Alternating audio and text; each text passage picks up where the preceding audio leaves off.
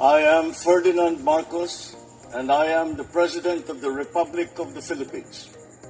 I stand today on behalf of 110 million Filipinos. Hi everyone, hello universe, it's me again. Shout out sa inyo mga kababayan. Dahil masyadong arugante ang mga DDS. Medyo isa-isa na yata sila guys. Isa-isa na sila pumupunta doon sa prison, sa kulungan. Ako, paktay tayo dito mga beswa. Ano kaya ang mangyayari, Bakang maiwan sa Senado, iisa na lang ng DDS block. Pag gano'n ang mangyari, sigurado matuloy ang impeachment. Delikado si Garuta yung mga besa. Sabi po dito mga kababayan, basahin po natin para kumpleto detalyado. Sabi dito mga beswa, Marcolita sinampahan ng kasong perjury sa ombudsman. December 5, 2025 today. Tala kayo guys. Antindi nito. Ayan kasi kubeta. Ano kayang dahilan? Okay, basahin po natin para kumpleto detalyado, okay? And shout out sa mga Marcos Loyalist supporters, Filipino and OFW. Ayan, shout out. Hello. And of course, courtesy po ng Abante Tuloy.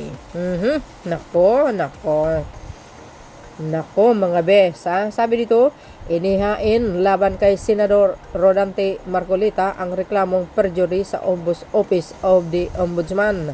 Matapos umano siya sa isang interview na tumanggap siya ng campaign donation habang nagdeklara ng zero contribution sa kanyang 2025 campaign finance report. Goes. Diba? So, magkano po yung salary niya? 52 million, diba? Pero, pinasubmit siya ng campaign expenses siya yata nung last election. Nakagastos siya ng 112 million. So, ang tanong, saan galing po yung mga pera na ginastos niya sa kampanya, mga kababayan? Aber? So, mas marami pala siyang pera kaysa sa 52 million na diniklara niya. Dito, ayon sa poll watchdog na kontradaya, isinumite nila ang reklamong ito Bernes December 5 kaugnay ng TV interview kay Marcolita noong November 7. Binanggit ng grupo na ang pag-amin ni Marcolita ay maaaring ituring na perjury sa ilalim ng Article 183 ang Revised Penal Code. The admission shows that the consciously chose to declare zero. Agoy. Yan ang hirap sa inyo. Diba? Sabi, the admission shows that the consciously chose to declare zero contribution precisely to avoid disclosing his donors despite knowing that the law required him to do so. Wala. Nako. Diba guys, sabi nga natin, diba sabi nga natin, kung nakagastos siya ng 112 million, tapos nagsumiti siya ng 50 million, saan galing yung 112 na yun? Mga kababayan. Alam nga naman galing sa ano niya, sa tawag dito, sa bulsa niya. For sure, mayroong nagdodonate yan. Baka, guys, baka si Diskaya. Hindi natin alam. Hindi kaya ako nadulas, mga kababayan. Hala kayo, guys. Ano ba nangyari? Hala. Sabi dito, nakita nyo yan?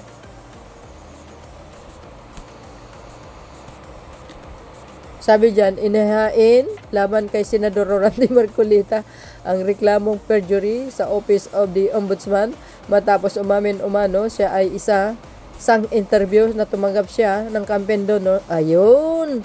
Tumpak donasyon habang nagdeklara ng zero contribution sa kanyang 2025 campaign finance report. Nako, nagsisinungaling si Kubeta, guys.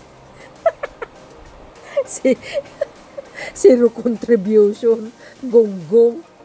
Saan galing yung 112, aber? Oh. Sira ulo talaga. Saan kaya galing yung ano, yung 112 million? Oh. Loko-loko, tapos ang isinabit niya 52 billion lang. Ay nako. Lukuhin mo, lilong mo.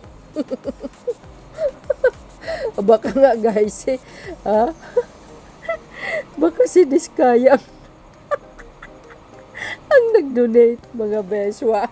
Sabi ng mga sabi po ng yung mga nagko-comment, basahin nga natin. Pasaway yung mga nagko-comment Sabi dito, yan lang ba ang kaya ng kalaban sa politika? Hay nako. Nice one. Plan, di yan. Sabi dito, double time talaga ang mga amoyong ni Bangag, sabi. Komunista at kakamping para sirain ang mga pro-Duterte senators dahil plano na naman nilang i-impeach si Sara sa Pebrero. Well, the evil never wins versus good. I think baliktad itong sinabi niya. Yung mga mag-amag Duterte evil yan. Kailan ba kayo inaway ni PBBM? Sige nga. Lahat po, alam niyo mga bes, lahat po na nangyari sa mga DDS, si kay PBBM sinisi. Naloka, pati yung pagpakulong, pati yung pagkasuspindi kay kaya Kiko Katok, kay PBBM isinisi. Grabe. O ngayon, si Marcolita, sinampa ng kasong perjury sa ombudsman, kay PBBM pa rin. Kawawang Pangulong Marcos Jr., sinalo niya lahat. Oo, no, bakit ata tahol ang row 4 na senador? Sobrang ngawa, sobrang mali.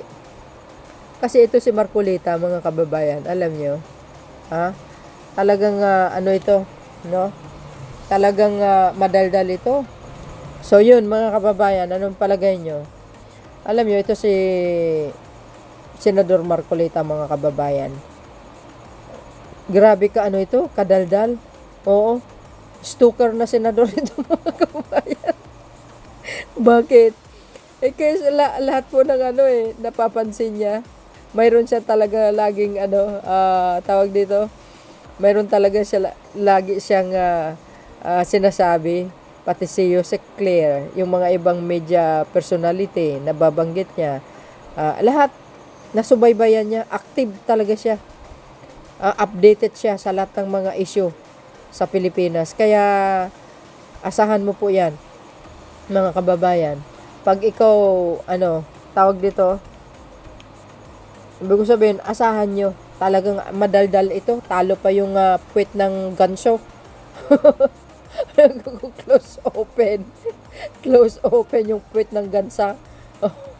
Sa kadaldalan nito ni Marcolita. Ngayon, haharap siya sa ombudsman. Ay, naku. Ay, ewan ko dito sa mga DDS. Unti-unti na kayong nalalaga sa anyari.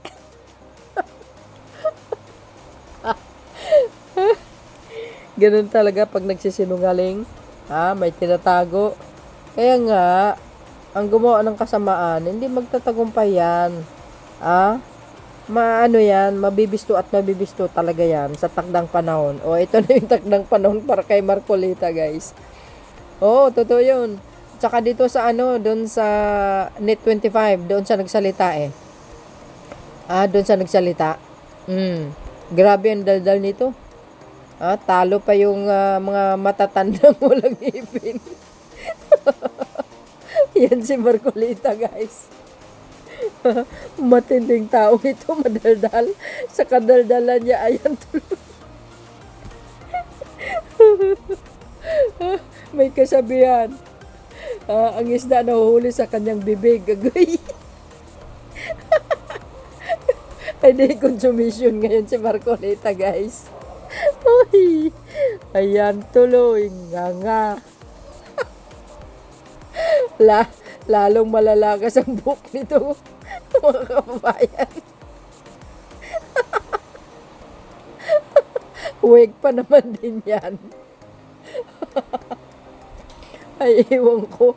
Ay, nako. So, yun mga bes, ang aking pinaka-latest updates video. Ay, nako, consumption. Oy. Ay, nako, mga kababayan, nangungonsume ang mga DDS. Ang dami nilang problema. Pati yung Bukana Bridge, pinoproblema nila.